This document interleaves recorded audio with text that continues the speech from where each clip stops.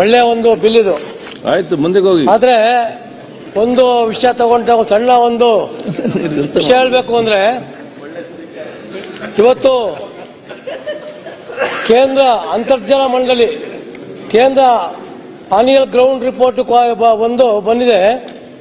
25 February 2025 ಇಸ್ವಿ, ಈ ಒಂದು ತಿಂಗಳಿಂದ 4 ತಿಂಗಳಿಂದ ಅಂತರ್ಜಲ ನಿರ್ದೇಶನಾಲಯ ಅಲ್ಲಿಂದ ಪ್ರಧಾನ ಮುಖ್ಯ ಅಭಿಯಂತರರಿಗೆ ಒಂದು ರಿಪೋರ್ಟ್ ಬಂದಿದೆ.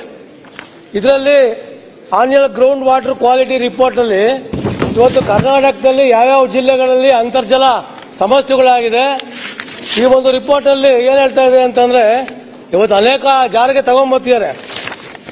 ಕರ್ನಾಟಕದ ಬಹುತೇಕ ಕಡೆ ಗ್ರೌಂಡ್ ವಾಟರ್ ನೆಟ್ರಿಕ್ ಮತ್ತೆ ಫ್ಲೋರೈಡ್ ಜಾಸ್ತಿ ಆಗಿದೆ. ಇತ್ತೀಚೆಗೆ ರಾಜಸ್ಥಾನ, ತಮಿಳುನಾಡು ಮತ್ತೆ ಕರ್ನಾಟಕ 40% ವಾಟರ್ ಅಂತರ್ಜಲ ಕಲುಷಿತಗೊಂಡಿದೆ ಅಂತ ಅಂದ್ಬಿಟ್ಟು ಆನ್ಯುಯಲ್ ರಿಪೋರ್ಟ್ ಅಲ್ಲಿ ಇದೆ. ಇದ್ರ ಬಗ್ಗೆ ದಯಮಾಡಿ ಸುಮಾರು ಜಿಲ್ಲೆಗಳಲ್ಲಿ ನೋಡಿ, 28 ಜಿಲ್ಲೆಗಳಲ್ಲಿ ನೈಟ್ರೇಟ್, 19 ಜಿಲ್ಲೆಗಳಲ್ಲಿ ಫ್ಲೋರೈಡ್ ಜಾಸ್ತಿ ಆಗಿದೆ. ಬೆಂಗಳೂರು ಗ್ರಾಮಾಂತರ, ವಿಜಯಪುರ, ಚಿಕ್ಕಬಳ್ಳಾಪುರ, ಗದಗ, ಚಿತ್ರದುರ್ಗ ಹಾಗೆ ಅನೇಕ ಜಿಲ್ಲೆಗಳಲ್ಲಿ ಇವತ್ತು ಫ್ಲೋರೈಡ್ಗಳು ಜಾಸ್ತಿ ಆಗಿದೆ. ಸುಮಾರು ಕಡೆ ರಿಪೋರ್ಟ್ ಕೊಟ್ಟಿದ್ದಾರೆ.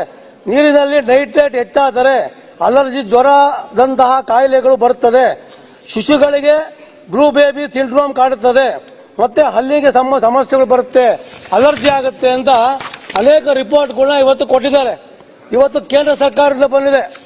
ದಯಮಾಡಿ ಮಾನ್ಯ ಸಚಿವರು ಇದ್ರ ಬಗ್ಗೆ ತಗೊಂಡು ಇವತ್ತು ಅಂತರ್ಜಲ ಬೆಂಗಳೂರು ಮಹಾನಗರದಲ್ಲಿ 1300 ಅಡಿ 1500 ಅಡಿ ಬೋರ್ವೆಲ್ ಹಾಕ್ಬಿಟ್ರು ಕೂಡ ಸರಿಯಾಗಿ 1 ಇಂಚು ನೀರು ಸಿಗ್ತಿಲ್ಲ. ಬೆಂಗಳೂರು ಗ್ರಾಮಾಂತರ ನೀರು ಸಿಗ್ತಿಲ್ಲ.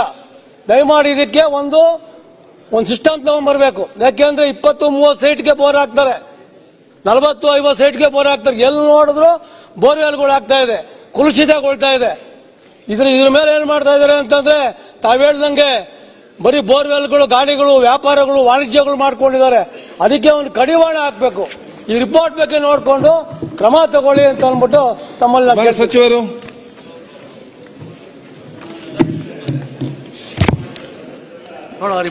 ಮಾತನಾಡಿರತಕ್ಕಂಥದ್ದು ಗ್ರೌಂಡ್ ವಾಟರ್ ಇಂಪ್ರೂವ್ ಆಗಬೇಕೆಂಬ ಉದ್ದೇಶಕ್ಕಾಗಿ ಈಗಾಗಲೇ